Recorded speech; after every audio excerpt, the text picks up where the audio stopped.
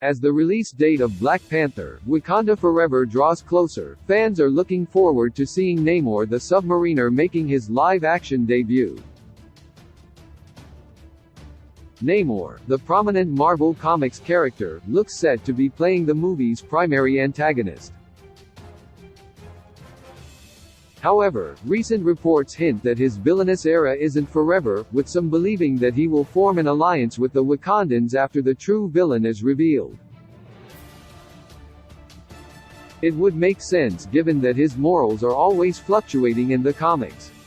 On the Marvel pages, Namor is not only a great ruler but a great fighter too. But there's more to him than battle and authority. The ruler of Atlantis is also a great conversationalist, always coming up with interesting and memorable remarks, from one comic issue to the next. Who Sent You to Your Death? Invaders, Volume 3, Number 10. In Invaders, Volume 3, Number 10, Namor and Roxanne go on a quest to find one of the powerful Marvel performance-enhancing substances, the genus Formula. However, before they can get to it, they run into Captain America and the Winter Soldier, who are also trying to receive it. Confident that he'll easily defeat Cap, Namor taunts him. Trust Namor to be certain that neither Cap nor Bucky will be a match for him. An ever-confident person, Namor never hesitates to throw punches at anyone and he doesn't show any mercy. Unlike Cap and the reformed Bucky, he never hesitates to kill whenever there is a need to, which is why he implies they are risking their lives by trying to fight him. Unfortunate for him, the victory doesn't come as easily as he expected. A penny for your thoughts, Sue? Fantastic Four, Volume 1, Number 9. After learning that the Fantastic Four have declared themselves bankrupt, Namor, who has just bought SM Studies with money gotten from selling sea treasures, offers to employ them as actors. In what is a rather fitting shady burn, he asks Sue Storm for movie ideas, promising to give her a penny if she comes up as a hilarious one. Whenever he's been bitten by the evil bug, Namor enjoys taunting others. However, he can also be pretty funny too, given that the offer also plays on the Old English idiom.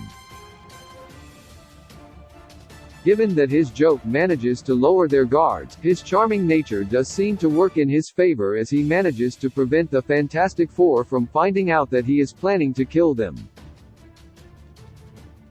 Tony Stark is the most irritating lung man I have ever met. Iron Man, Legacy, Volume 1, Number 6. After Tony Stark loses all his fortune to Obadiah Stane and has to face off against the Pride, he requests his fellow superheroes for help. Namor, who doesn't think too highly of Stark, suggests that the former billionaire should be left to deal with his own problems. As an Atlantean, Namor thinks of ordinary humans who breathe using their lungs as inferior. His disdain for Tony Stark even goes deeper because the Avenger has no special abilities. He only relies on technology, so to him, Stark is more lung man than any other lung man he knows.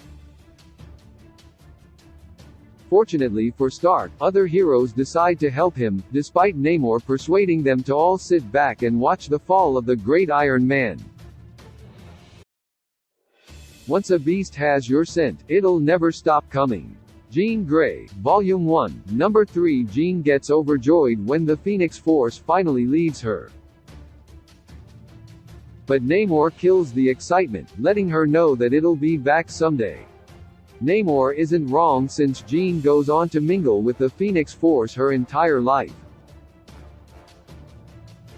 From the moment that Force identifies her during the space mission to defeat Xenox, it never favors anyone else. In certain issues, it pairs with other X-Men, but it always comes back to Jean. To the cosmic entity, there is no one better than her. Namor calls you coward, Doom. Super Villain Team Up, Volume 1, Hash 4. After one of the most powerful Marvel villains, Dr. Doom, slays one of Atuma's buddies in cold blood, Namor confronts him. The two then engage in a fight so intense that the Navy arrives.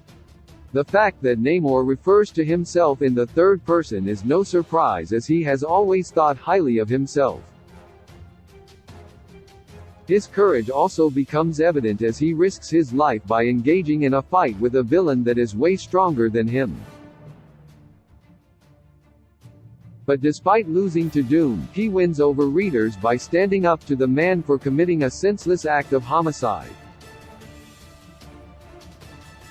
Your people are a race of litterbugs, scattering their venom recklessly on a planet we all must share.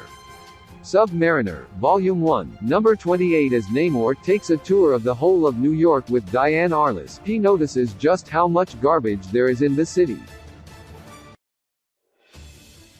He then rants about it for minutes. One of the positive things about Namor is that he is occasionally used by comic writers to address the serious issues of pollution and climate change. Like Aquaman, he often gets to complain about the dumping of waste in the sea, and it's great seeing him point that out on land too. His argument is a valid one, since littering only leads to a damaged and unsafe planet. Perhaps I'm not the Namor you used to know. But if so, I don't care. The Order, Volume 1, Number 3. When Namor becomes the tyrannical head of the Order, the Avengers head over to Atlantis to confront him. However, he isn't remorseful about his actions, choosing to attack them instead. Namor isn't scared of disappointing those who knew him when he was good. Neither does he mind making new enemies, even if those enemies are the Avengers. Since they're all on his turf, he reasons he will have the upper hand. And to prove just how unwilling he is to engage in any negations, he orders the Avengers to leave Atlantis, or else there will be blood. Ma-re-ner. Sub-ma-re-ner. The British pronounce it properly. Why can't you Americans? Marvel Universe, Volume 1, Number 2. During World War II, Baron Strucker goes forward in time and acquires the book, Rise and Fall of the Third Reich, to learn the mistakes that the Nazi made and correct them. When he returns and tries to take over the US, Namor and other heroes attempt to stop him. However, the Submariner isn't happy to hear that people keep messing up a key part of his identity.